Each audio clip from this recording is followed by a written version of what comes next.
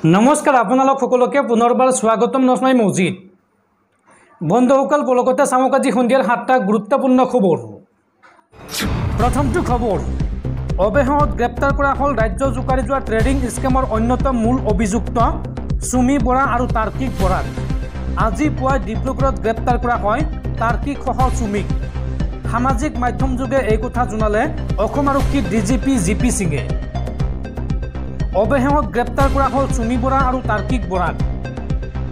নিশা আত্মসমৰ্পণ নকৰিলে সুমি বৰাই। আজি পুৱাই ডিব্ৰুগড়ত গ্ৰেপ্তাৰ কৰা হয় তাৰ্কিক সহ সুমিক। অসম আৰক্ষীৰ ডিজিপি জিপি সিঙে এই সন্দৰ্ভত কৰিলে বিশেষ টুইট। STFে গ্ৰেপ্তাৰ কৰা 10 দিনে পলাই থকা সুমি আৰু তাৰ্কিকক। STFে নিজৰ জিম্মাত লৈছে সুমি বৰা আৰু তাৰ্কিক বৰাক। পলাতক সুমি বৰাই এক ভিডিঅ' যোগে কালিৰ দিনটোত কৈছিল যে আত্মসমৰ্পণ কৰিম বুলি, কিন্তু নিশা আত্মসমৰ্পণ কৰা নাছিল সুমি আৰু তাৰ্কিকে। আৰু আজি পুৱাৰ ভাগত STFে গ্ৰেপ্তাৰ কৰিছে এই দুয়োগৰাকী প্ৰবঞ্চকক। পৰৱৰ্তী খবৰ, বিগত 10টা দিনত অধিক ভয়ংকৰ হৈ উঠিছে চুবুৰীয়া ৰাজ্য মণিপুৰৰ পৰিস্থিতি। বিগত 10টা দিনত 11 পৰা 12জন লোকৰ মৃত্যু হৈছে হিংসাজৰ্জৰ মণিপুৰত। কিন্তু ইমানৰ পিছতো মৌন প্ৰধানমন্ত্ৰী নৰেন্দ্ৰ মোদী। মণিপুৰলৈ যাবলৈ সাহস নাই প্ৰধানমন্ত্ৰী নৰেন্দ্ৰ মোদীৰ। এই বিস্ফোৰক অভিযোগ কংগ্ৰেছৰ। অশান্ত জৰ্জৰ মণিপুৰ, কিন্তু খবৰ নাই প্ৰধানমন্ত্ৰী নৰেন্দ্ৰ মোদীৰ। বিগত 16 মাহে জ্বলি আছে মণিপুৰ, কিন্তু মণিপুৰৰ জনতাৰ ওচৰলৈ যাবলৈ সময় নাই প্ৰধানমন্ত্ৰী নৰেন্দ্ৰ মোদীৰ। যোৱা 10 দিনত অধিক ভয়ংকৰ হৈ উঠিছে মণিপুৰৰ পৰিস্থিতি। মণিপুৰৰ গাঁওসমূহত ড্ৰোন বোমা নিক্ষেপ কৰা হৈছে। মণিপুৰৰ পূৰ্বৰ মুখ্যমন্ত্ৰীৰ বাসগৃহত ৰকেটেৰে আক্ৰমণ চলোৱা হৈছে। মণিপুৰৰ ৰাজ্যপালৰ বাসগৃহত শিলগুটি নিক্ষেপ কৰা হৈছে।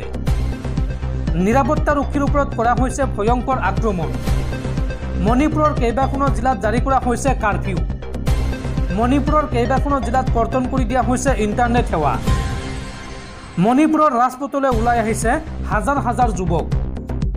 মণিপুৰৰ আটাইবোৰ পৰীক্ষা বাতিল কৰা হৈছে। আৰু বৰ্তমানৰ মণিপুৰৰ পৰিস্থিতি যথেষ্ট বেয়াৰ দিশলৈ গতি কৰিছে। কিন্তু ইমানৰ পিছতো মৌন প্ৰধানমন্ত্ৰী নৰেন্দ্ৰ মোদী। মণিপুৰলৈ যাবলৈ সাহস নাই প্ৰধানমন্ত্ৰী নৰেন্দ্ৰ মোদীৰ। মণিপুৰ কাণ্ডক লৈ প্ৰধানমন্ত্ৰী নৰেন্দ্ৰ মোদীক এইদৰে খুৰদাৰ সমালোচনা কংগ্ৰেছৰ।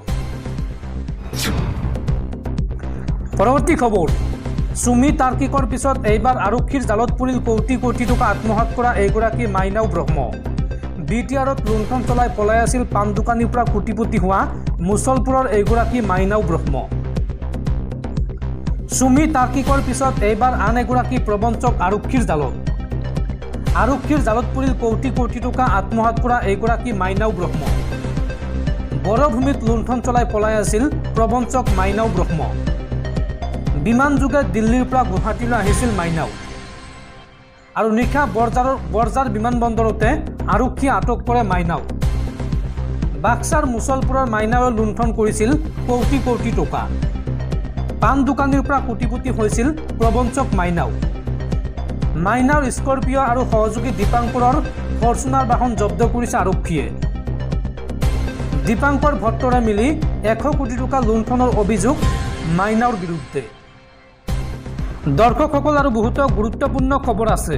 তাৰ আগতে আপোনাক জনাওঁ যে যদি আপুনি এতিয়ালৈকে এইটো ভিডিঅ'ত লাইক কৰা নাই তেন্তে এতিয়াই ভিডিঅ'টোত লাইক কৰি দিয়ক। আৰু এনেকুৱা ধৰণৰ ভিডিঅ'সমূহ নিতৌ চাবলৈ চেনেলটো ছাবস্ক্ৰাইব কৰি কাষত থকা বেল আইকনটো প্ৰেছ কৰি ৰাখক।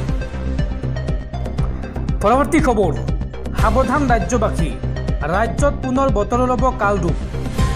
অসমসহ দেশৰ 12খন ৰাজ্যত প্ৰবল বৃষ্টিপাতৰ সম্ভাৱনা। দিল্লী, হাৰিয়ানা, উত্তৰ প্ৰদেশ, মধ্যপ্ৰদেশ, উত্তৰাখণ্ডত 14 ছেপ্টেম্বৰলৈকে হ'ব পাৰে প্ৰবল বৃষ্টিপাত। আৰু বতৰ বিজ্ঞান কেন্দ্ৰৰ এই সতৰ্কতাৰ পিছতে মধ্যপ্ৰদেশ আৰু ৰাজস্থানৰ কেইবাখনো জিলাত বিদ্যালয় বন্ধ ঘোষণা কৰা হৈছে। পৰৱৰ্তী খবৰ, ভাৰত পাকিস্তান সীমান্তত অসমৰ BSF জোৱান ধ্ৰুৱজ্যোতি দাসৰ সৈতে ভয়ংকৰ অঘটন। পাকিস্তানী সেনাৰ গুলীত আহত হৈছে অসমৰ এইগৰাকী BSF জোৱান। ভাৰত পাকিস্তান সীমান্তত গুলীবিদ্ধ BSF জোৱান ধ্ৰুৱজ্যোতি দাস। পাকিস্তানৰ পৰা স্নাইপাৰেৰে চলোৱা গুলীত আহত হৈছে ওদালগুৰিৰ ধ্ৰুৱজ্যোতি আৰু সম্প্ৰতি বিএছএফৰ চিকিৎসালয়ত চিকিৎসাধীন হৈ আছে বিএছএফ জোৱানগৰাকী।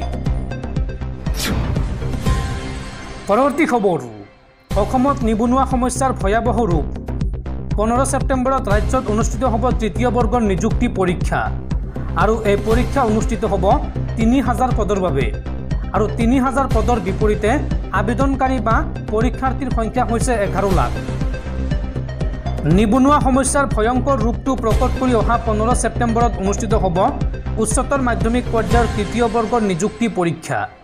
উক্ত পৰীক্ষাত 3 সহস্ৰাধিক পদৰ বিপৰীতে অৱতীৰ্ণ হ'ব 11 লক্ষাধিক প্ৰাৰ্থী, অৰ্থাৎ একোটা পদৰ বাবে গড় হিচাপত 367 জন প্ৰাৰ্থীয়ে পৰীক্ষাত অৱতীৰ্ণ হ'ব লাগিব।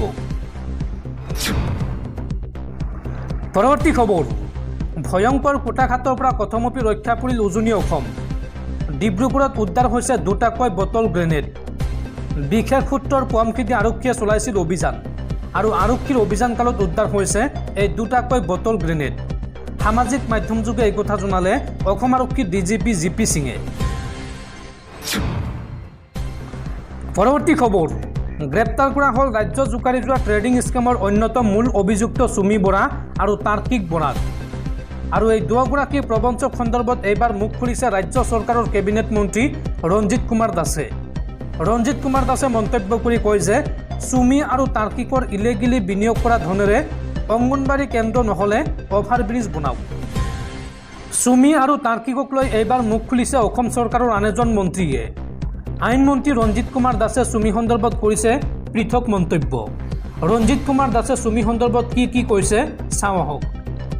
ৰঞ্জিত কুমাৰ দাসে মন্তব্য কৰি কয় যে সুমিয়ে জেলৰ ভাত খোৱাটো একো ডাঙৰ কথা নহয়, কিন্তু প্ৰথমতে ক'ত টকাসমূহ থৈছে সেয়া উদ্ধাৰ কৰি আনক। জেলত গ'লেতো জামিনত মুকলি হৈ আকৌ ওলাই আহিব।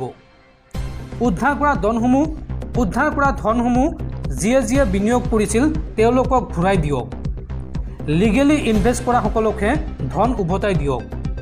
ইলিগেলি বিনিয়োগ কৰা সকলৰ ধনেৰে অংগনবাড়ী কেন্দ্ৰ বা অভাৰব্ৰিজ বনোৱাৰ কামত লগাওক। এই মন্তব্য মন্ত্ৰী ৰঞ্জিত কুমাৰ দাসৰ।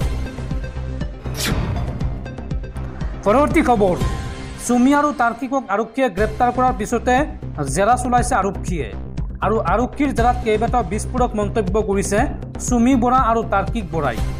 আৰক্ষীৰ জেৰাত এই সন্দৰ্ভত কি কৈছে চাওঁ আহক। আৰক্ষীয়ে গ্ৰেপ্তাৰ কৰাৰ পাছতে সুমি আৰু তাৰ্কিকে দিছে বিশেষ ভাষ্য।